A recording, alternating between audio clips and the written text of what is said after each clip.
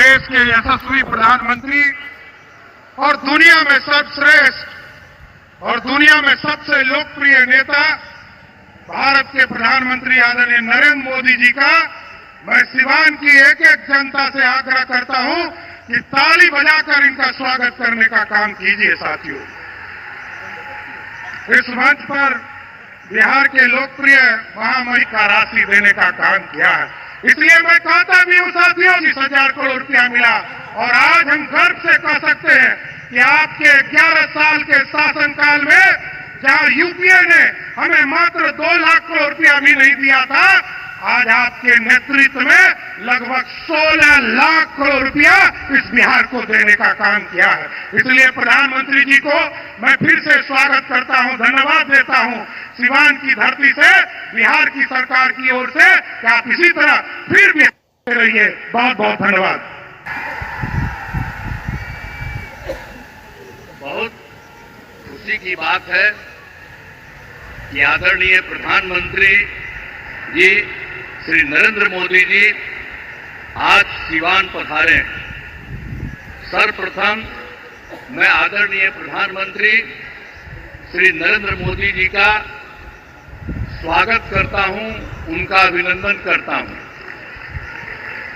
अब साथ ही यहां उपस्थित हैं बिहार के माननीय राज्यपाल, माननीय केंद्रीय मंत्रीगण, बिहार के उप मुख्यमंत्री एवं अन्य मंत्रीगण और कार्यक्रम में उपस्थित सभी लोगों का मैं हार्दिक अभिनंदन करता हूं। इस अवसर पर आदरणीय प्रधानमंत्री श्री नरेंद्र मोदी जी के द्वारा क्या होने वाला है, 22 नगर विकास की परियोजनाओं, 6 सड़क परियोजनाओं, 1 रेल परियोजनाओं का उद्घाटन एवं शिलान्यास किया जा रहा है। इन सब की कुल लागत 9,518 करोड़ रुपए का है। साथ ही 2 ट्रेन को हरी झंडी दिखाकर रवाना एवं 1 ईंधन निर्यात का शुभारंभ किया जा रहा है। तो एक कुल मिलाकर के इन 32 योजनाओं में बिहार को काफी फायदा होने वाला है। तो इसके लिए हम आदरणीय प्रधानमंत्री जी को हृदय से नमन करता हूं उनको और उनको बधाई देता हूं। और आप सब लोगों को तो मालूम है जी कि अभी जो अब हम लोगों की सरकार बनी, एनडीए की सरकार, आज जिसमें जो सरकार बनी 24 नवंबर 2005 को, उसमें बीजेपी और जनता दल यू के लोग थे। ये सब आज भी और लोग भी हैं, सब लोग हैं।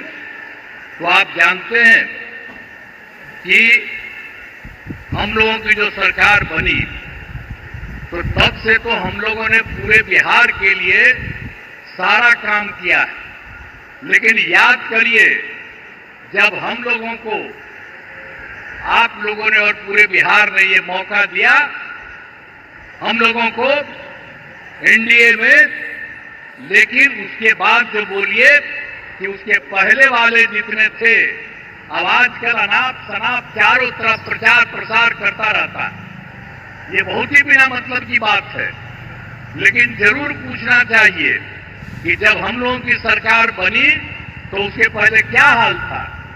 कोई काम उन लोगों का नहीं था। और जानते हैं कि लोग घर से बाहर नहीं निकल पाते थे। ये सब बुरा हाल उन लोगों के टाइम में था। और आज आप देख रहे हैं इतनी बड़ी संख्या में आप कहीं देखते थे, आज आप इतनी बड़ी संख्या में जो सब हम लोगों के आदरणीय प्रधानमंत्री जी श्री नरेंद्र मोदी जी की बात को सुनने के लिए आप यहां पर पधारे हैं इतनी बड़ी संख्या में, मैं आपका अभिनंदन करता हूं। अब सब लोग, और यहां पर देखिए लड़की भी है लड़का भी है, कितनी ज्यादा महिलाएं हैं, तो सब कितना हुआ। अब पहले कुछ महिला का काम किया था जी, और जब हम ही लोगों की सरकार आई तो हम लोगों ने महिलाओं को क्या दिया, 50% का आरक्षण 100 में ही किया, और साथ में शहरी क्षेत्र में 4 साल हो गया, कितना काम किया। एक एक तरह से हम लोगों ने काम किया सब जगह। तो जो कुछ भी मौका मिला है वो सब मौका हम लोगों को मिलता रहा है। और हम लोगों को जब मिला, शुरू से ही शिक्षा और स्वास्थ्य के क्षेत्र में विशेष ध्यान दिया। राज्य में बड़े पैमाने पर पुल पुलियों का निर्माण कराया, और 7 निश्चय जब चल रहा था हम लोगों का, तो हर घर बिजली, हर घर नल का जल, हर घर शौचालय, टोलों की पक्की सड़कों को जोड़ने का काम पूरा किया गया। अब इसके बाद भी जो नई बसावटें या किसी का नया घर बन रहा है, हम लोग सब के लिए ये सारा काम दे रहे हैं। हर घर शौचालय तथा टोलों को पक्की सड़कों से जोड़ने का काम पूरा हो रहा है। हर घर बन गया है, उसमें भी हम सिर्फ पूरा किया जा रहा है। इसी साल हम लोग सोच लिए हैं कि उनको भी ये सारा काम कर दिया जाए, और युवक युवतियों को सरकारी नौकरी, रोजगार सब कुछ उपलब्ध किया गया। और मैंने जो सभी जगहों पर जाकर विकास कार्यों को देखा, इस बार जो हम देखे ही थे, सब जगह कर लिए और सब जगह के बारे में देख लिया कि क्या कोई गड़बड़ी है। तो उसका से मिल गया 430 नई योजनाओं को स्वीकृति मिली, और इसके लिए 5000 करोड़ रुपए का जो कुछ भी स्वीकृति दी गई। और ये सब लोगों का 430 का जो कुछ भी है, पूरे हर जगह हर राज्य में एक एक तरह से काम शुरू कर दिया गया है। और इसके और यहाँ पर जो है सिवान या गोपालगंज या सारण जिले में कई विकास परियोजनाओं की स्वीकृति हर जगह से दी गई है।